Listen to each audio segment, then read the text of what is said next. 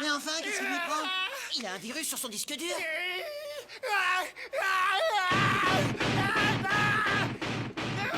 C'est pas possible! J'ai pas pu faire un truc pareil, là! Salut à tous et à toutes, fans d'anime et de manga, et on se retrouve aujourd'hui pour nourrir peut-être l'un de vos plus vieux fantasmes depuis que vous êtes à l'école. Et dans ce que je dis, n'a absolument rien de pervers et vous allez vite comprendre pourquoi. L'œuvre dont on va parler aujourd'hui est un classique de la Japanimation qui reste encore aujourd'hui très reconnu, notamment pour sa version française, qui reste l'une des meilleures malgré que cette dernière se sortit en 1999. Comme quoi la France a encore du boulot là-dessus.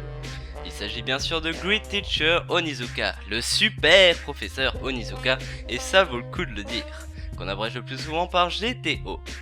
Et s'il était à la base un manga de Toru Fujisawa, datant de 1997 et édité par Kodansha dans le Weekly Shonen Magazine.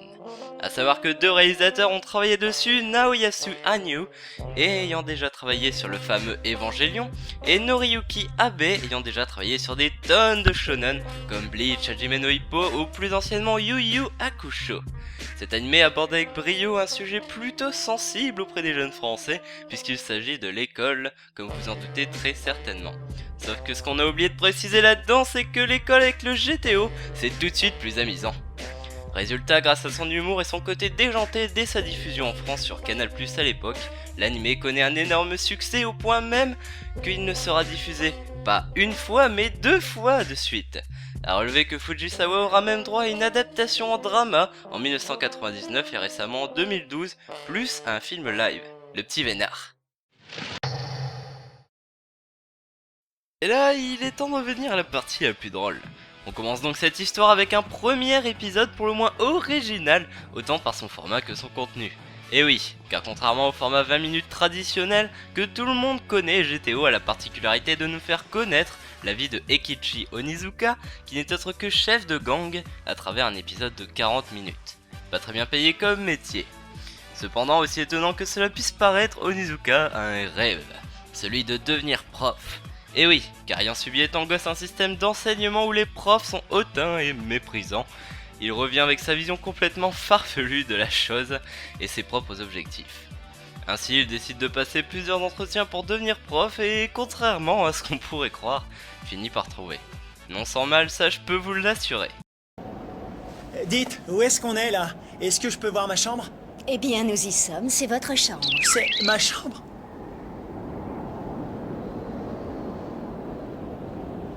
Hé, dites-vous de ma gueule, la vieille! Ça n'est qu'un placard de merde! On vous a gâté, vous avez une jolie terrasse, hein? Je vous laisse et soyez à l'heure pour la cérémonie de bienvenue.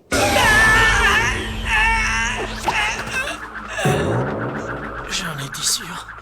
Ah oui, et au fait, j'ai oublié une autre raison pour laquelle il voulait tant devenir prof. Et je vais donner des cours à des tas de petites lycéennes super mignonnes. Ah bah bel exemple pour la jeunesse, Onizuka. Bref, l'anime va donc nous relater les difficultés d'Onizuka pour éduquer une classe particulièrement dangereuse. Oui, vous avez bien entendu, dangereuse, car elle a pour particularité de faire craquer moralement tous les profs qui s'y trouvent. C'est donc à travers cette classe et ce professeur que l'anime va aussi nous montrer une grande maturité. En effet, deux thèmes sont principalement abordés, le non-conformisme et la cruauté des élèves, notamment à travers les humiliations.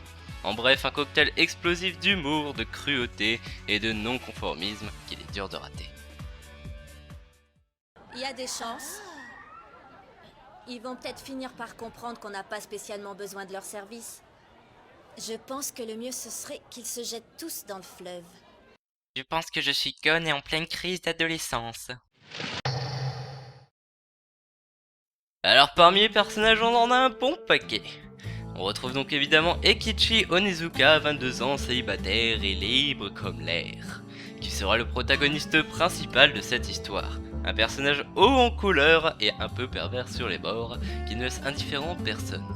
En effet, celui-ci, de par son humour, ses actions incroyables, sa manière d'éduquer conquérera même les plus réticents.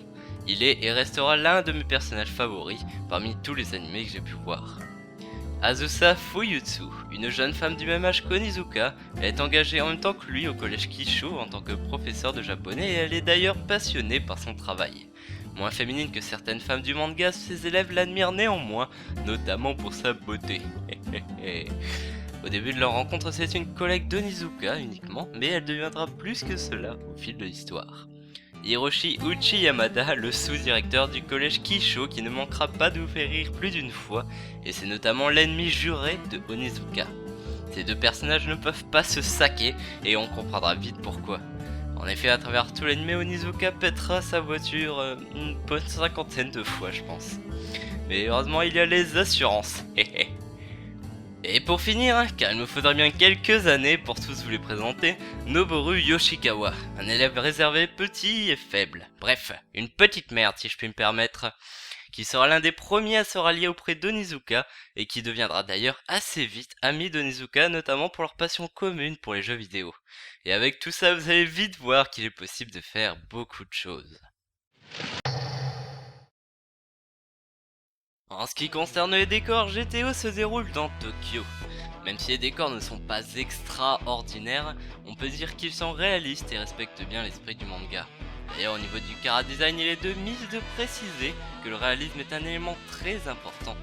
En effet, en optant pour ce type de dessin très réaliste des personnages, certains seront sans doute repoussés, notamment aussi à cause de l'aspect vieillissant de la série. Mais au contraire, c'est un chara-design nécessaire et qui renforce une fois de plus l'univers de la série.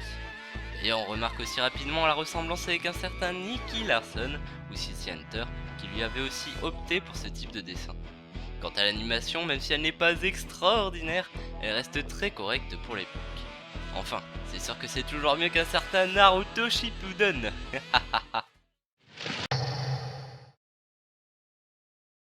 Au niveau de l'OST, on retrouve notre petit Yusuke Honma qui nous a déjà servi les hosts de Flame of Recca, Yu Yu Hakusho et Aoki Densetsu Shoto. Et qu'est-ce que ça donne? Eh bien c'est du bon boulot. Yusuke a composé une host majoritairement composée de musique dynamique pour souligner les folies d'Onizuka et de musique plus mélancolique pour souligner les scènes dramatiques. C'est entraînant ou triste et celles-ci parviennent à nous emporter dans l'ambiance folle de cet animé. Parmi les instruments, on relève majoritairement de la guitare, de la batterie et beaucoup d'instruments avant qui peuvent soi-disant pas s'en servir pour les scènes un peu chaudes de cet animé.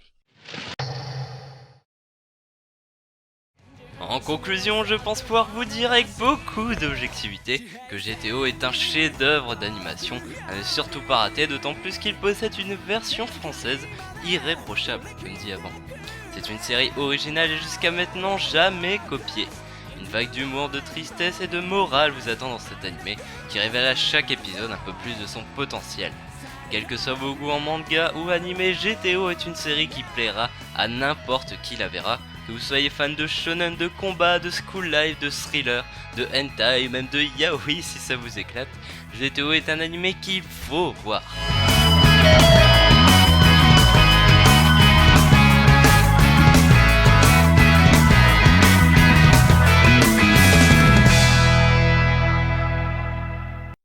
Au final, GTO reçoit la note extraordinaire de 17 sur 20. C'est une super note pour un super animé. Si jamais vous aimeriez voir d'autres animés ayant plus ou moins un rapport avec GTO ou étant similaires, on pourra conseiller deux animés. Trigun qui vous rappellera très certainement l'humour déjanté d'Onizuka et City Hunter pour le côté un peu plus classe du personnage.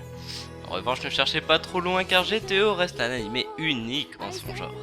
Sur ce, j'espère vous revoir dans la prochaine émission et bye bye.